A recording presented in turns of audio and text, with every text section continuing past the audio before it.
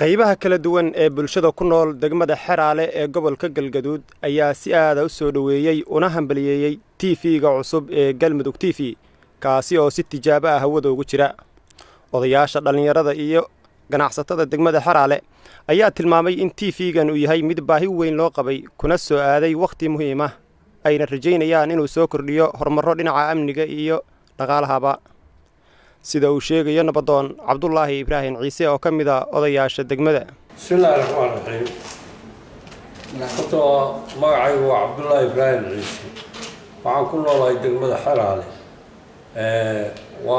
waa ku mahadsan yihiin qoladii loo keentay isgaarsiin ay leedahay Galmudug. aad iyo aad baan ugu mahadcelinaynaa nimanka ka shaqeynayana aad iyo aad baan ugu gacansiinaynaa odayaasha magaalada ayaana ka mid ahay. waxaan jecelnahay si degdeg ah in lagu soo gaarsiiyo telefishinkaas oo aan maalin walba xogta iyo xaaladaha kala qaadano oo muxuu ahaay aan iswaraysano oo habeen walba wixii Galmudug ka jira la ogaano wixii anaga naga jirana aan la ogaado maadaama aan ka mid nahay Galmudug. hadda aad baan u soo dhaweynaynaa. Assalaamu calaykum. qaybaha kale ee bulshada ayaa sidaas si la mid ah aragtidooda u muujiyay sida ay ugu faraxsan yihiin inuu hawada soo galo Galmudug TV. degmada Xeraale oo ku faraxsanahay furitaanka TV Galmudug.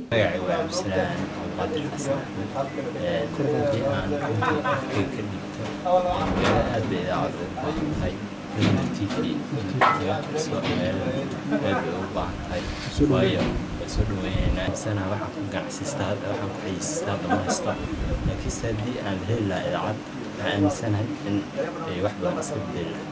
الرحمن الرحيم مقعي هو فاطمة أحمد حسن كنا دقمة حرالة وعن كفر أحسن هاي Galmudug TV.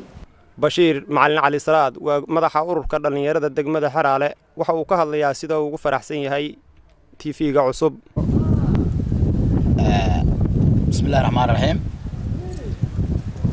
إلهي ما تسكله مقعد بشير مع الصلاة مقعد دير ونداعد صلاة كلور دقمة حرالي Galmudug waxaan maanta runtii marka koobaad waxaan aad u hambalyeeynaa hambalyo iyo bogaadin iyo salaan intaba u diraya dhammaan shaqaalaha iyo TV-ga dawlad goboleedka Galmudug aad baan ugu hambalyeynayaa runtii waxaan leenahay wuxuu ku soo aaday xilli loo baahnaa baahi loo qabay deegaanada Galmudug waxay ka mid yihiin deegaanada markii xaqiiqatan la yiraahdo dhinaca media ama social media meelaha ugu hooseeya xagga Soomaalida inteeda kale oo isku tashatay qolo walba information-keeda iyo warbixinteeda iyo waxa way deegaanadeeda waxa ka jira baahiyadeeda waa ay isaga tashteen laakiin waxa la oran karaa halka deegaan dhinaca markii la yiraahdo media ama xagga TV-yada ama warbaahinta ku hooseeyay awal hore ay ka mid ahayd deegaanada gobolka Galmudug.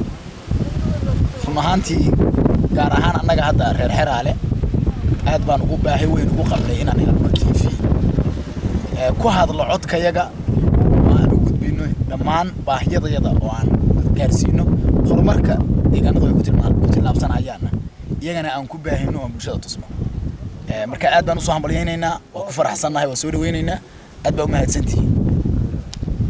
ugu dambeyntiina gudoomiyaha degmada Xeraale Bashiir Daahir Yuusuf ayaa tilmaamay in wax weyn oo u soo kordhay Galmudug iyo Soomaaliyaba uu yahay TV-ga cusub isagoo aragtidiisa ka hadlayana waxa uu yiri. Bismillahir Rahmaanir Rahiim. Alhamdulillahi Rabbil Aalamiin. Salaatu wa salaamu ala ashrafil mursaliin sayyidina Muhammad wa ala alihi wa sahbihi ajma'iin.